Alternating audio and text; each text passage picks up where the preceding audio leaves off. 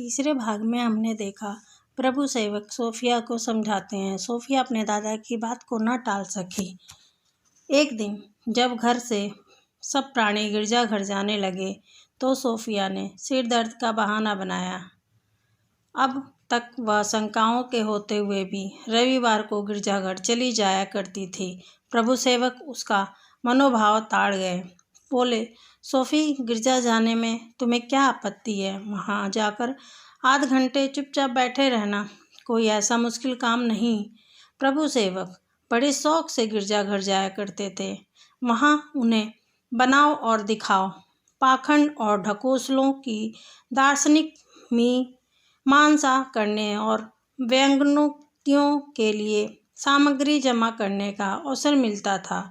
Sophia के लिए आराधना विनोद की वस्तु नहीं, शांति और तृप्ति की वस्तु थी।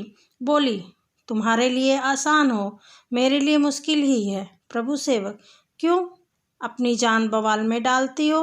अम्मा का स्वभाव तो जानती हो। सोफिया, मैं तुमसे परामर्श नहीं चाहती, अपने कामों की जिम्मेदारी अपने ऊपर लेने को तैयार हूँ। मिसेस सेवक ने पूछा, सोफी, क्या सिर में दर्द इतना है कि गिरजे तक नहीं जा सकती? सोफिया, जा क्यों नहीं सकती, पर जाना नहीं चाहती। मिसेस सेवक, क्यों? सोफिया, मेरी इच्छा, मैंने गिरजा जाने की प्रतिज्ञा नहीं की है। मिसेस सेवक, क्या तू चाहती है कि वह कहीं मुंह दिखाने के लायक न रहे? सोफिया, हरगिज नहीं, मैं सिर्फ इतना ही चाहती हूँ कि आप मुझे चर्च जाने के लिए मजबूर न करें। ईश्वर सेवक पहले ही अपने तामझाम पर बैठकर चल दिए थे। जॉन सेवक ने आकर केवल इतना पूछा, क्या बहुत ज़्यादा दर्द है?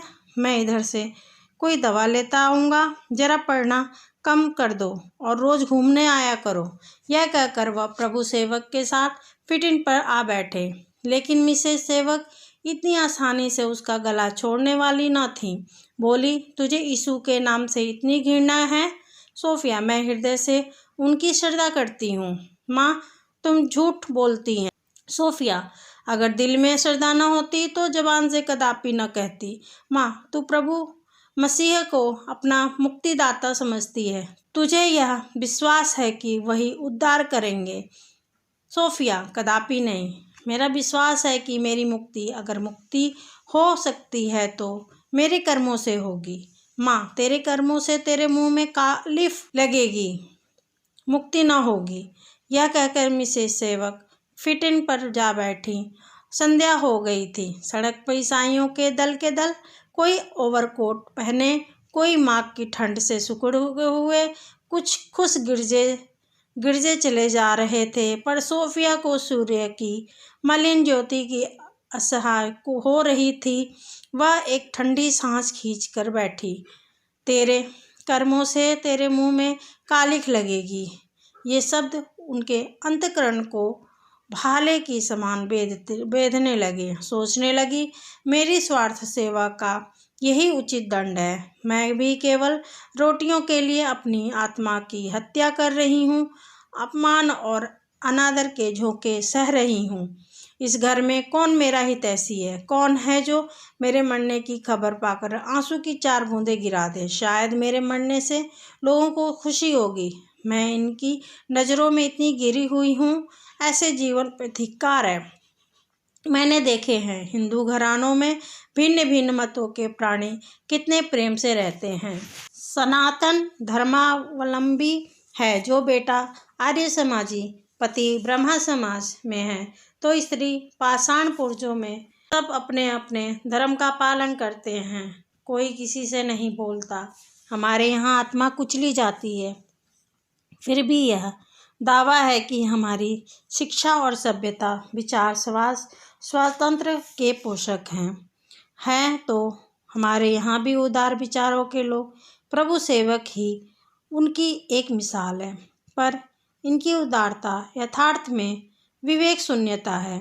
ऐसे सेवक ही उनकी एक मिसाल हैं, पर इनकी उदारता यथार्थ में विवेक शून्यता है। ऐसे प्राणियों से तो अनुदार ही अच्छे, इनमें कुछ विश्वास तो है, नीरे बहुरूपिये तो नहीं। आखिर मामा अपने दिल में क्या समझती हैं की बात बात पर वह वाग्य बाणों में से छेदने लगती हैं। उनके दिल में यही विचार होगा कि इसे कहीं और ठिकाना नहीं है और कोई इनका पूछने वाला नहीं। मैं इन्हें दिखा दूंगी कि मैं अपने पैरों पे खड़ी हो सकती हूँ। अब इस घर में रहना नरकवास के समान है। इस बेहाई की रोटियां खाने से भूखों मर जाना अच्छा है। भला से लोग हंसेंगे। आज़ाद तो हो जाऊंगी, किसी के ताने महने तो सुनने पड़ेंगे। सोफिया उठी और मन में कोई स्थान निश्चित किए बिना ही अहाते से बाहर निकल आई। उस घर की वायु उसे दूषित मालूम होती थी। वह आगे बढ़ती जाती थी, पर दिल में लगातार प्रश्न हो रहा था, कहाँ जाऊं? जब वह घनी आबादी में पहुंची तो शोहदों ने उस पर इधर उधर से आवाज़ें कसनी शुरू की, किंतु वह शर्म से सिर नीचा करने के बदले उन आवाज़ों और कुवासनामयी दृष्टियों का जवाब घृणायुक्त नेत्रों से देती चली जाती थी, जैसे कोई सवेग जलधारा पत्थरों को ठुकराती हुई आगे बढ़ती चली जाए, यहाँ तक कि वह उस खुली हुई सड़क पर आ गई जो दशाश्वमेध घाट की ओर जाती है। उसके जी में आया, जरा दरिया की सैर करती चलो, कदाचित किसी सज्जन ने भेंट हो जाए। जब तक 2-4 आदमियों से परिचय न हो और वे मेरा हाल न जाने, मुझसे कौन सहानुभूति प्रकट करेगा? कौन मेरे हृदय की बात जानता है? ऐसे सदैव प्राणी सौभाग्य से ही मिलते हैं। जब अपने माता पिता अपने शत्रु हो रहे हैं तो दूसरों की क्या आशा।